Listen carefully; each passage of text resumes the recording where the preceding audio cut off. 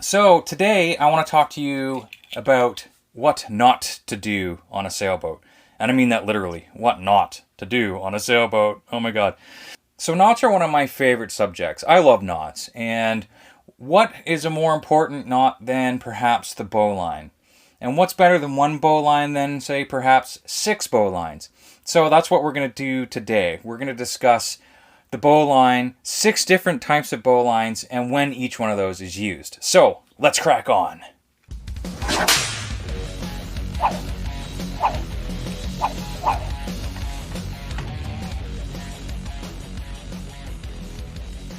First things first, this is the bitter end.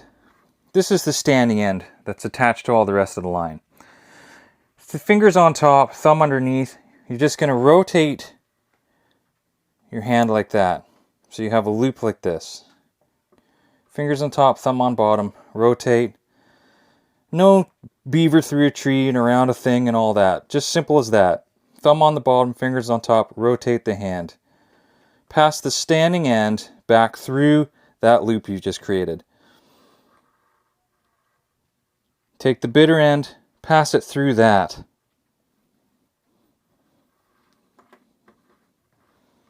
And now pull tight. And see it kind of flips there like that.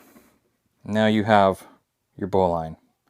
That is your standard bowline. That is the most common, one of the most common knots that you're ever going to use on a boat. This knot is often used for things like jib sheets and genoa sheets and dock loops for your cleats and all these kind of things. The bowline is such an important knot because no matter how much you tension this knot over time, it can be loaded, incredibly loaded with the weight of a sail, and it gets tighter and tighter. But no matter what happens, you are always going to be able to break the back of this knot by just simply pushing over that loop. You can always work this knot free and break its back, so to speak. You want to learn how to do this flying bowline? Then watch till the end.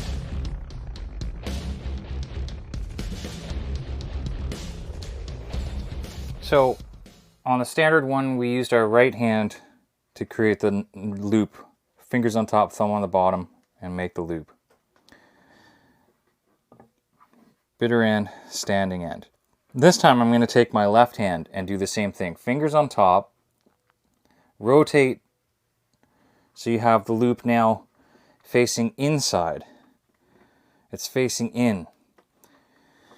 The first version of this, the easiest way to remember, fingers on top, right hand, fingers on top, thumb on the bottom, rotate the loop. The loop's facing out, right? On this version of tying the same knot, left hand, fingers on top, thumb on the bottom, rotate to have the loop facing inwards. I know that might be a little bit confusing, but this is an important setup for this knot because this is going to be how we remember several different versions of tying this knot. So for these next several knots, the loop needs to be facing inwards like this. Always the standing end is on top of this loop. Whether we're tying it the first way that we did, fingers on top, right hand, and you create the loop,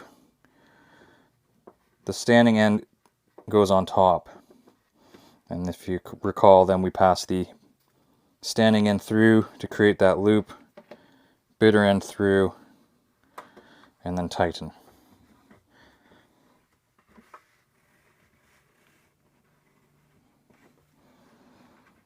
So we're going to tie the same knot. It's still the same bowline, only we're going to approach it slightly differently. Left hand, fingers on top, thumb on the bottom. Rotate your hand. Standing end is on top, but the loop is now pointing in. Now the way I like to remember this is everything's always on top. The standing end is on top on this loop. This bitter end comes through on top and through. It crosses on top, and then the bitter end comes back through the loop.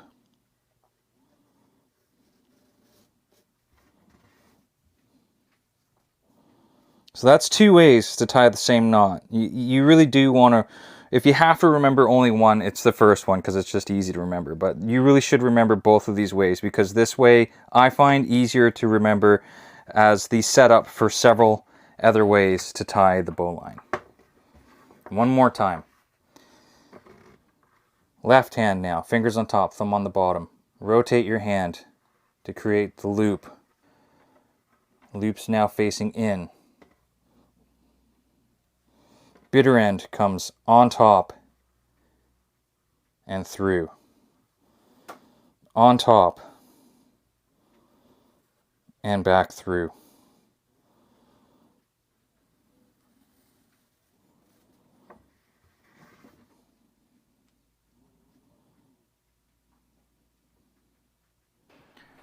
Alright, this one's going to be the Yosemite Bowline.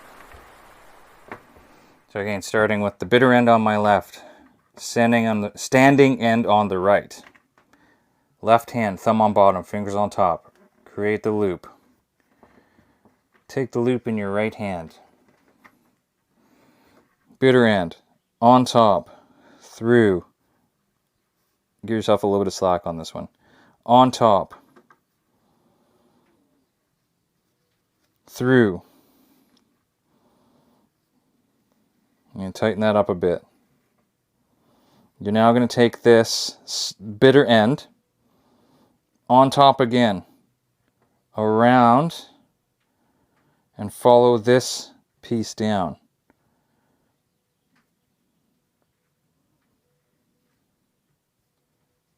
All the way through that bottom loop.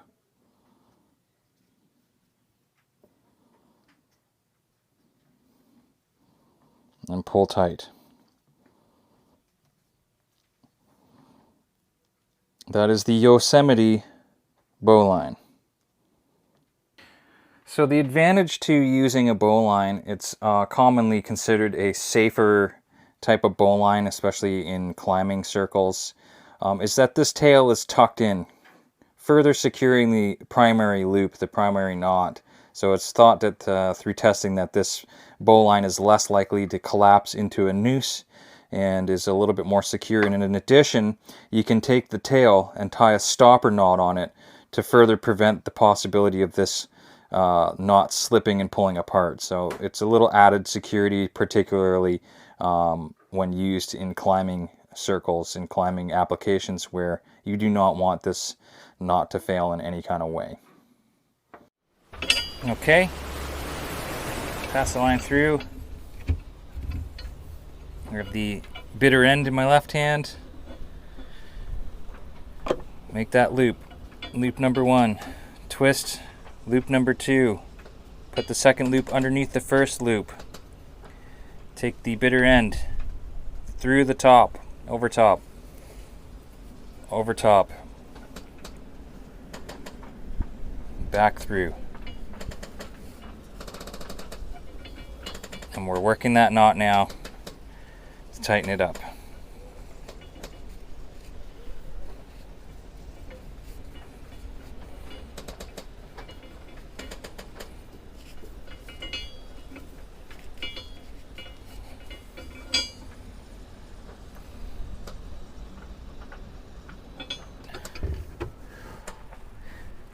The water bowline will not come undone underwater. And I mean, if you wanted to, if you had enough of tail there, you could actually put another stopper knot in that if you wanted. but it's not really necessary. That's gonna stay put for you, especially if it's loaded at all.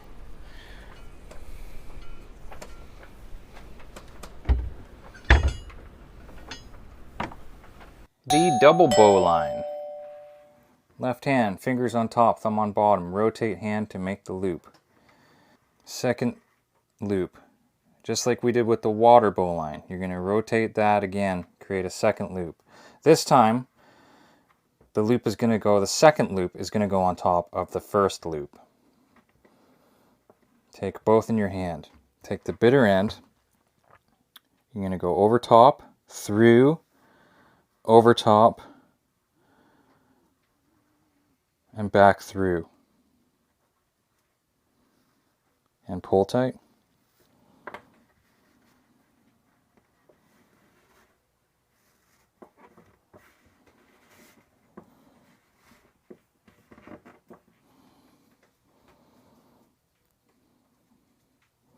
That is your double bowline.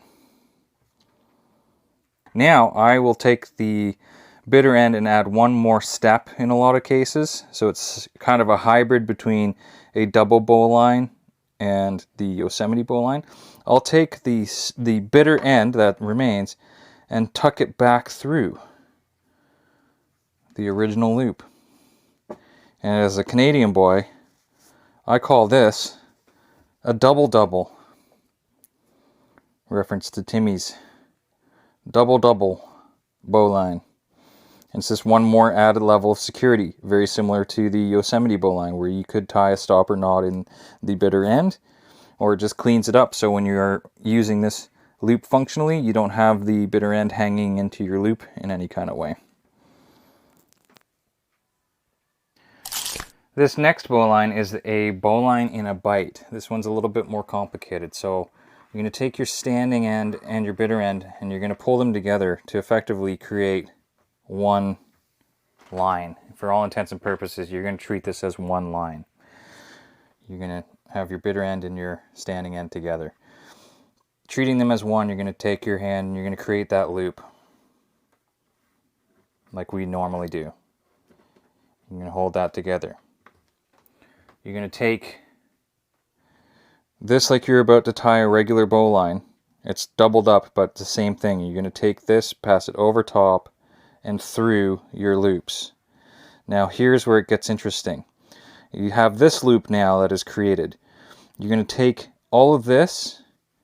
I like to put my fingies or my hand through this loop that I have, right?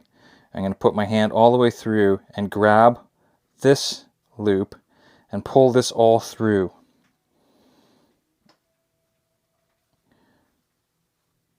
And see how I've got this now? I'm going to pull this all tight. And you have now what is known as a bowline in a bight. Again, this is a handy knot for climbers because these can become foot ropes. Or you can hang two different items from one loop of whatever it is that you need two loops for. This is handy for foot ropes though, foot loops, and I'll show you an example of that. And then I have these two loops now, which could either function as foot loops if you're climbing and you're using like a self-ascending unit, which I do, and you put one foot in each loop, as you can imagine. You have to use your imaginations here a little bit. You put a foot in each loop, right? And if you're using an ascending harness or an ascender of some kind, you've got your feet in your foot loops and you slide your ascender up and then you can push up on these loops. The other thing that you can do with these leg loops, and this is again just like, you're not going to want to climb like this because it's not the proper safe way. You want a proper climbing harness, but you can actually put your feet through here, or your legs through the loops, and you could use it as a makeshift climbing harness if absolutely necessary, like so. Don't get too excited. All right, so that's the idea. That's just a couple functions for the bowline in a bight. or you can just generally clip stuff to them and hang stuff to them, right? So that's it. And now for the main event.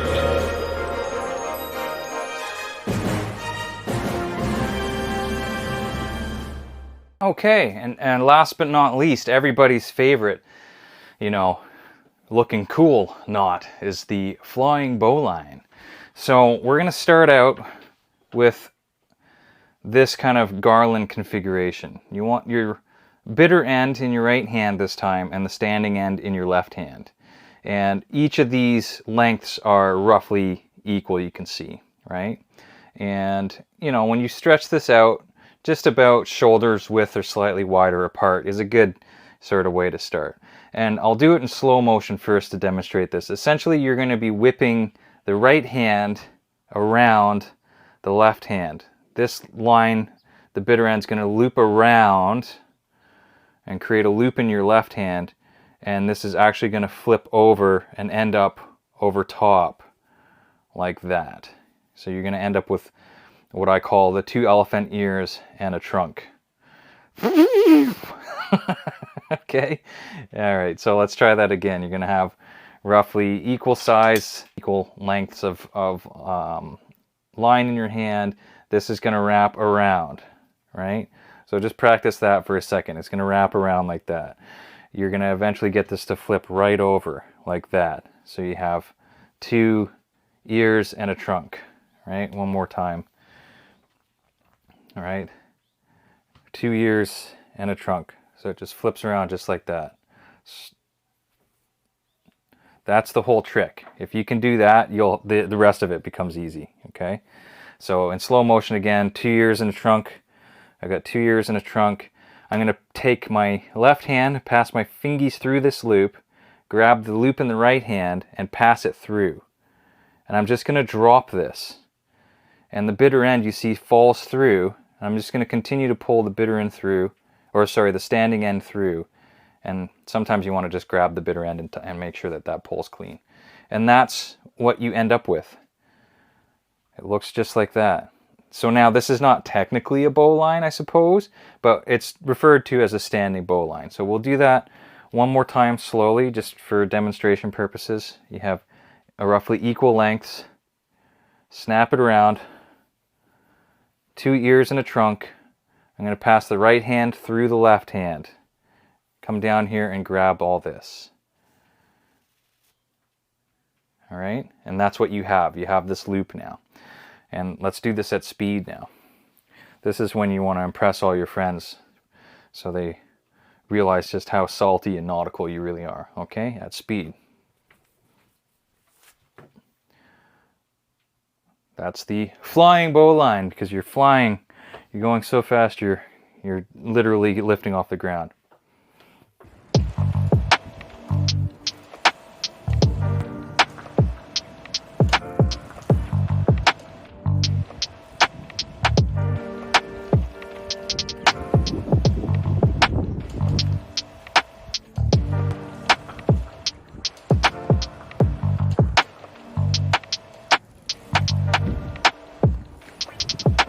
So I hope you enjoyed today's very naughty episode. We're very naughty today.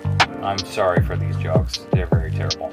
And stay tuned, because we have more terrible jokes and more knots coming up in our next episode.